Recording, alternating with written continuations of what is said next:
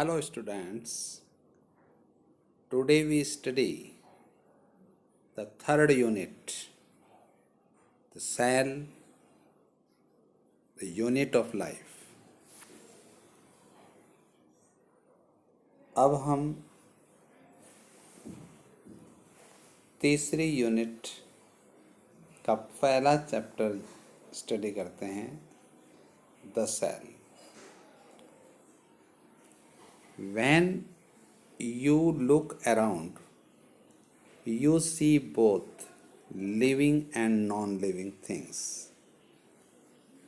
You must have wondered and asked yourself, what is it that makes an organism living?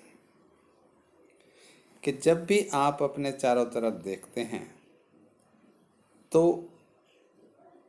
हमारे चारों तरफ बहुत सी living और non living दोनों ही प्रकार की वस्तुएं पाई जाती हैं. और हम जब अपने आप से ही क्वेश्चन करते हैं तो हमें एक आश्चर्य होता है कि what is it that makes an organism living, कि ऐसी क्या चीज़ है जो एक लिविंग ऑर्गेनिज्म का निर्माण करती है. और what is it that an inanimate thing does not have which a living thing has, कि जो निर्जीव वस्तुएं हैं उनमें ऐसी कौन सी चीज़ नहीं है जिससे वो लिविंग नहीं है. The answer to this is the presence of the basic unit of life, the cell, in all living organism. और इसका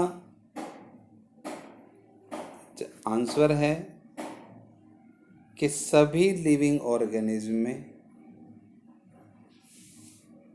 स्ट्रक्चर होती है जिसे हम सेल कहते हैं. अर्थात सभी लिविंग ऑर्गेनिज्म सेल से बने हुए हैं जो कि बेसिक यूनिट ऑफ लाइफ होती है. All organism are composed of cells. Some are composed of a single cell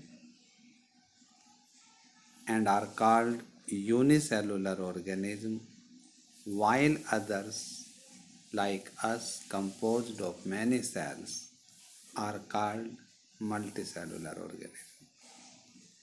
अर्थात सभी ऑर्गेनिज्म सेल से बने हुए हैं. उनमें से कुछ केवल एक ही सेल के बने होते हैं जिन्हें हम यूनिसेलुलर ऑर्गेनिज्म कहते हैं, जबकि दूसरे जैसे हम वो बहुत सी सेल से मिलकर बने हुए हैं और उन्हें हम मल्टीसेलुलर ऑर्गेनिज्म कहते हैं. Now question arises, what is a cell? अब क्वेश्चन ये उठता है कि सेल है क्या. Unicellular organism are capable of independent existence and performing the essential functions of life. कि जो यूनिसेलुलर ऑर्गेनिज्म हैं जिनकी बॉडी केवल एक ही सेल से बनी हुई होती है, उनका अपना एक इंडिपेंडेंट एग्जिस्टेंस होता है और वे जीवन की सभी आवश्यक प्रक्रियाओं को पूरा करते हैं. Anything less than a complete structure of a cell does not ensure independent living. और कोई भी ऐसी चीज जो एक सेल से नहीं बनी होती उसमें इंडिपेंडेंट लिविंग की एग्जिस्टेंस नहीं होती। Hence cell is the fundamental structural and functional unit of all living organism. अतः सेल सभी ऑर्गेनिज्म की फंडामेंटल स्ट्रक्चरल और फंक्शनल यूनिट है। Anton von Leeuwenhoek first saw and described live cell। हालांकि सबसे पहली सेल रॉबर्ट हुक ने देखी, लेकिन लाइव सेल सबसे पहले एंटोन वॉन ल्यूवेनहॉक ने डिस्क्राइब की। Robert Brown later discovered the nucleus. बाद में रॉबर्ट ब्राउन ने न्यूक्लियस की खोज की।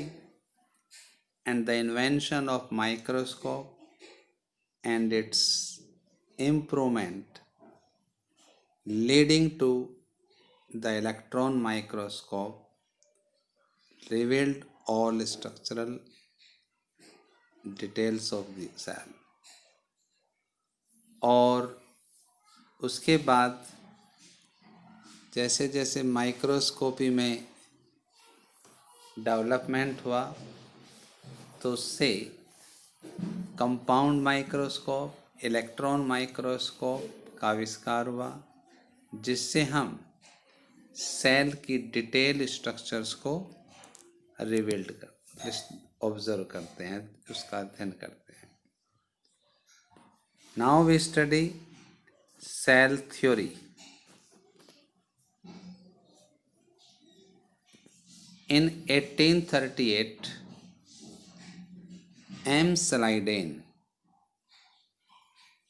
a German botanist, examined a large number of plants and observed that all plants are composed of different kinds of cells which form the tissues of the plant। 1838 में Matthias Schleiden, जो कि Germany के एक botanist थे, उसने बहुत से plant की ऑब्जर्वेशन की, स्टडी की, और ये पाया कि सभी plants different kinds of cell से बने होते हैं और ये सेल्स मिलकर प्लांट के टिश्यू का निर्माण करती है। At about the same time, और उसी समय थियोडोर स्वान, जो कि एक ब्रिटिश जूलॉजिस्ट थे, उन्होंने बहुत सी एनिमल सेल की स्टडी की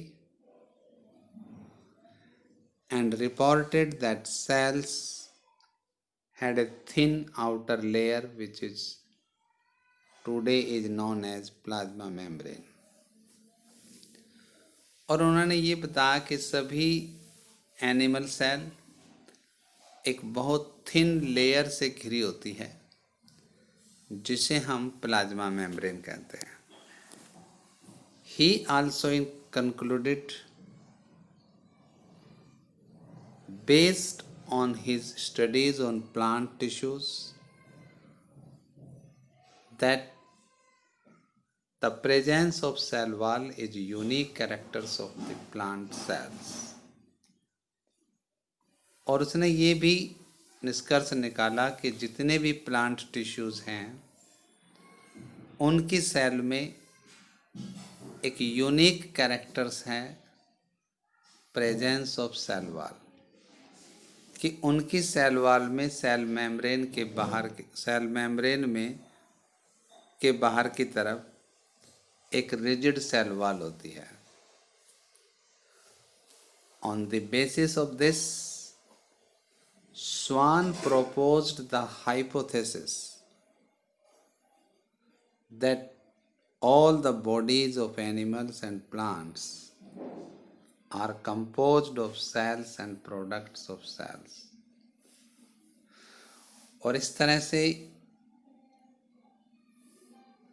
स्वान ने अपनी ऑब्जर्वेशन के आधार पर एक हाइपोथेसिस प्रपोज की कि सभी एनिमल और प्लांट्स की बॉडी वो सेल से बनी होती है और सेल के प्रोडक्ट से मिलकर बनी होती है. Slidane and Swan together formulated the cell theory. Schleiden और स्वान दोनों ने मिलकर सेल थ्योरी प्रपोज की. And this theory, however, did not explain us as to how new cells were formed. लेकिन ये थ्योरी जो स्लाइडेन और स्वान ने प्रपोज की हमें ये नहीं बताती थी कि न्यू सेल्स कैसे बनती हैं. Rudolf Virchow in 1855 first explained that cells divided and new cells are formed from pre-existing cells. 1855 में सबसे पहले रुडोल्फ विर्काउ ने हमें ये बताया कि नई सेल कैसे उत्पन्न होती है, अर्थात ओमनिस सेलुलाई सेलुला. नई सेल हमेशा पहले से उपस्थित सेल से ही उत्पन्न होती है. And he modified the hypothesis of Schleiden and Schwann. और इस तरह से उसने स्लाइडेन और स्वान की जो सेल थ्योरी थी उसको मॉडिफाइड किया और एक तरह से उसको final shape the. Now the cell theory as understood today is all living organisms are composed of cells and the product of cells. सभी लिविंग ऑर्गेनिज्म वो सेल और उसके प्रोडक्ट से बने होते हैं. All cells arises from pre-existing cell. और सभी सेल्स पहले से उपस्थित सेल से ही उत्पन्न होती है.